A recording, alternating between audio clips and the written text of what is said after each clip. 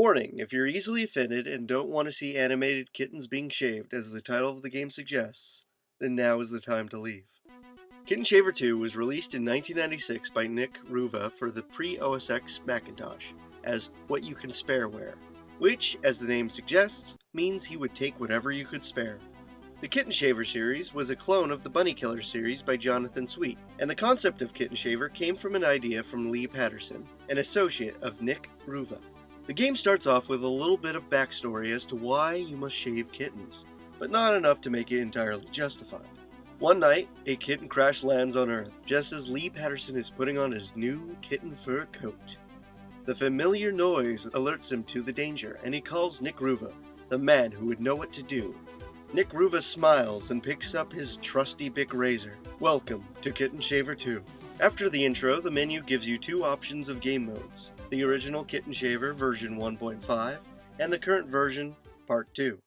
While Kitten Shaver 1 and 2 have the same goals, shaving kittens that run across the screen by clicking on them with your crosshairs, there are differences. The original has you using one shaving implement, the razor, against one kitten at a time. There are 20 kittens in total and you must shave them quickly. The higher the time gets, the lower the score. The scoring system is a little unusual because no matter what, you are getting a negative score. It is just by how much. It multiplies the amount of kittens that weren't shaved by 25, and then multiplies the time it took by 5, totaling it all up for your score. Using the kittens not shaved in the score is weird considering how easy it is to get all 20 kittens. The only instance where it would matter is if you quit. Unlike most arcade-type games, it doesn't have a scoreboard. This means if you want to keep track of your scores, you would need to keep track of them yourself. Part 2, on the other hand, is just what a sequel should be. Again, the object of the game is to shave kittens, but there's plenty more to offer. This time it's a race against the 12-minute clock as you shave kittens through 8 regular levels, including a boss level as the 9th.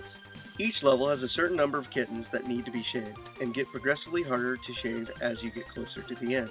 This difficulty comes in several forms. For one, kittens will start to get faster and dodge more often as the levels progress. And there are different colored kittens. The orange kitten is the first and easiest to shave. It takes one hit before meowing and floating into the sky. The next is gray and it takes 2 hits, one to take it down to orange and another to send it skyward. Then calico and black, each needing one more additional hit. Calico kittens require 3 hits, and black ones 4. They not only appear as the levels progress, but kittens can gain additional coats as they eat red hit me boxes. How to alleviate this problem?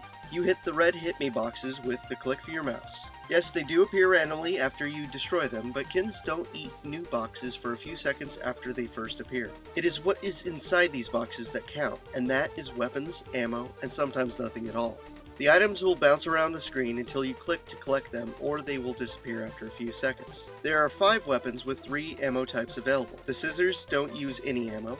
The razor and the electric razor both use razor blades. The red bar indicates razor blade levels. The shotgun uses shotgun shells. The green bar indicates shotgun shell levels. And the laser uses batteries. The yellowish bar indicates battery levels. You can cycle through these with the 1 through 5 number keys. The higher the number, the better the weapon is at shaving kittens, whether it takes 1 coat or more. Also to note, the electric razor is the only weapon that you can hold down the mouse button for. The appearance of certain weapons and ammo in hit me boxes usually go with how far you are in the game.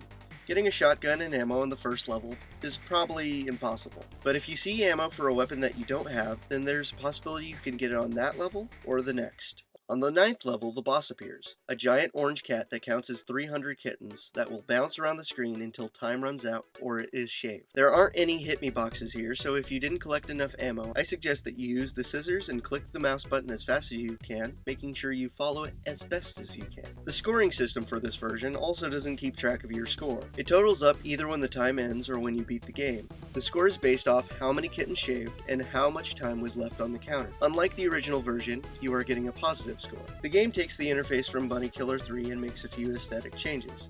Shooting the shotgun results in the background having blast marks throughout the game, and the background is blue-tiled and has a white bar at the top, usually collecting stuck shaved kitten sprites. The white bar only happens if the game is run on a screen bigger than 640 by 480.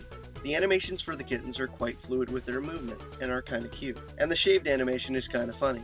The explosions from hitting the boxes are also nicely animated. An interesting fact that should be mentioned is that the sprites are similar to the cat used in the open-sourced animated cursor chasing cat application called Neko.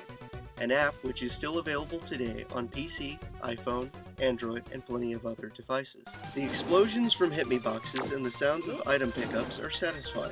The weapons sound kind of what you expect, except for the regular razor, which sounds weird, because there isn't really an equivalent sound in real life. And the sound of kittens meowing after they get shaved are kind of funny. The music in this game is absolutely fantastic. I just can't get over how much I love it for its upbeat nature, for its length, and for being so good. Just recording the music, I discovered parts of the soundtrack that I wouldn't have noticed unless I was stuck on a level for too long. There are 5 music files for the game, and since the music is level specific and changes when a level ends, the tracks will play again on different levels. But this isn't a bad thing considering how good the music is. The thing I'm sad to say is that the music is an exact rip from Bunny Killer 3. I currently do not know who composed this music. It was either Jonathan Sweet or somebody else. If anyone knows, it would be appreciated. Additionally to note is that the sound and the music can be disabled on the main menu, but after the first level the music will come back. Kitten Shaver 2 is available to download on Macintosh Garden, and is quite hard to find otherwise. Kitten Shaver 2 is a usual game to go to when I have time to spare and I want to have an enjoyable arcadey experience. If you like what you see, I suggest you try it out. The Mac game shown was emulated using Basilisk for Windows. Click the links provided if you're interested in the game shown or using a Pre-OSX emulator for Mac or PC, and feel free to message me if you have any questions.